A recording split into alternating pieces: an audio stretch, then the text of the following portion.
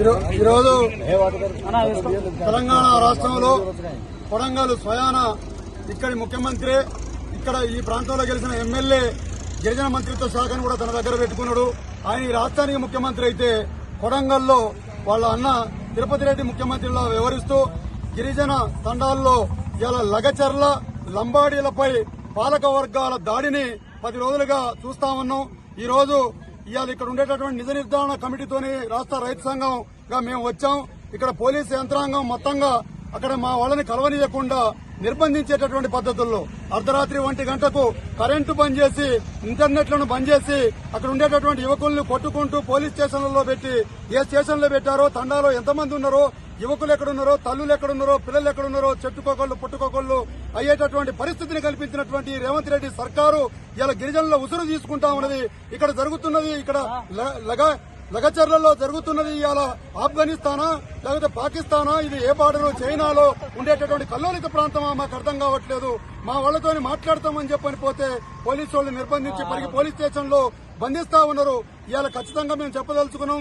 తెలంగాణ రాష్ట్ర రైతు సంఘం సేవాలాల్ సేనగా ఇవాళ ఇక్కడ ఉండేటటువంటి ఫార్మాస్యూటికల్ కంపెనీ కోసం అన్న కళ్లల్లో ఆనందమో అల్లుడి కళ్లల్లో ఆనందం కోసం ముఖ్యమంత్రి గారు గిరిజనుల ఉసురు పోసుకోవడం మంచి పద్ధతి కాదు. ఖచ్చితంగా గిరిజనుల భూములు గిరిజనులకు వదిలేయాలి. ఒకవేళ నిజంగానే కనుక ఫార్మాస్యూటికల్ కంపెనీలు కనుక పెట్టాలని అనుకుంటే ప్రైవేటు వాళ్లకు కట్టబెట్టేటటువంటి భూములకు ప్రభుత్వ అధికారి అయినటువంటి కలెక్టర్ గారిని ఎట్లా పంపిస్తారు?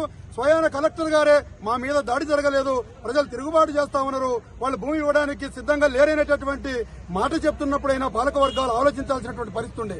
ఇలా రైతుల్ని మొత్తంగా ఈ భూమి మీద నుంచి తరలించి ఇక్కడి నుంచి పంపించేసి ఇలా గిరిజనులు మొత్తంగా ఉండేటటువంటి ఇప్పటికే పూనా, బొంబాయి, ఢిల్లీ లాంటి ప్రాంతాలపై వలసలు పడి కూలీలు చేసుకుంటున్నటువంటి వాళ్ళు ఇవాళ ఇప్పుడిప్పుడే పంటలు పండించుకుంటా ఉంటే నిజంగా 2013 భూసేకరణ చట్టం ప్రకారంగా నువ్వు ఏ ఫార్మాస్యూటికల్ కంపెనీలో పెట్టాలనుకున్నా 3 పంటలు పండేటటువంటి భూమి, కండ కలిగినటువంటి భూమి, భూసారం కలిగినటువంటి భూమి, పంటకు ఆమోదయోగ్యంగా ఉండేటటువంటి భూములు ఇవ్వడానికి వీల్లేదు. ఖచ్చితంగా చెట్లల్లో గుట్లల్లో ఎక్కడో పనికిరైనటువంటి బీడు భూములను ఇచ్చేటటువంటి పద్ధతి ఉన్నది.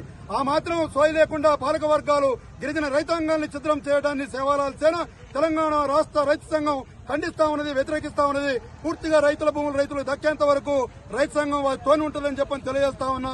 జై సేవాలాల్, జై గిరిజన. సీఎం గారి సొంత నియోజకవర్గంలో లగాచెర్లలో మా తండాల మీద అహంకారంతో పోలీసుల దౌర్జన్య కండలతోటి అనేక మంది తండావాసులను లేడీస్లను చూడకుండా అనేక మంది దాడులు చేసి వాళ్ళ తాకరాని చోట తాకి పోలీసులు దౌర్జన్యం చేస్తున్నారు. ఇది మంచి పద్ధతి కాదని మేము సామరస్యంగా అన్ని సంఘాలు కలిసి ఇవాళ వెళ్తున్న సమయంలో మమ్మల్ని అరెస్ట్ చేసి ఇవాళ పరిగి పోలీస్ స్టేషన్ లో నిర్బంధించడం జరిగింది. ఇది తీవ్రంగా ఖండిస్తున్నాం. ఇవాళ అదే తెలంగాణ ఉద్యమంలో లాటిన్ సైతం తూటాల సైతం పోరాటం చేసిన ఉద్యమకారులుగా చెప్తున్నాం. ఇవాళ మా గిరిజన సమాజం మీద మా గిరిజన తండాల మీద దాడి చేస్తే మాత్రం సీఎంకు ఇది మంచి పద్ధతి కాదు. ఏదైతే గతంలో కూడా కేసీఆర్ చేసిన అరాచకాలు, ఆయన ఆ రాజకాలు ఏదైతే ఉందో ఆ రాజకాల వల్లనే ఆయన ప్రభుత్వం పోవడం జరిగింది. కాబట్టి ఆయన ఏదైతే కుటుంబ పాలన చేసి ఇవాళ అనేక మందిని ఎట్లా ఇబ్బంది పాలు చేసి ఇవాళ ఏ రకంగా అయితే నాశనమైందో కేసీఆర్, అలాగే ఇవాళ ఇక్కడ కొడంగల్లో కుటుంబ పాలన నడుస్తుంది. తిరుపతి రెడ్డి వాళ్ళ అన్నదమ్ముల పాలన నడుస్తుంది. ఇక్కడ మా గిరిజనుల మీద దాడి చేస్తే మాత్రం ఖచ్చితంగా ఇక్కడ 50 లక్షల మంది తెలంగాణలో గిరిజన జనాభా ఉంది మాది. ఆ గిరిజనులను అందరినీ ఏకతాటి మీద చేసి అందరినీ ఈ ఉద్యమాన్ని పెద్దెత్తున చేస్తాం. ఖచ్చితంగా ఏదైతే కేసులు పెట్టి జైలు పెట్టిరో ఖచ్చితంగా ఉపసంహరించుకోవాలి. లేకపోతే భవిష్యత్తులో మాత్రం ఇది మంచి పద్ధతి కాదు. ఖచ్చితంగా దీన్ని పెద్దెత్తున ఉద్యమం చేస్తామని తెలియజేస్తున్నాం. థాంక్యూ.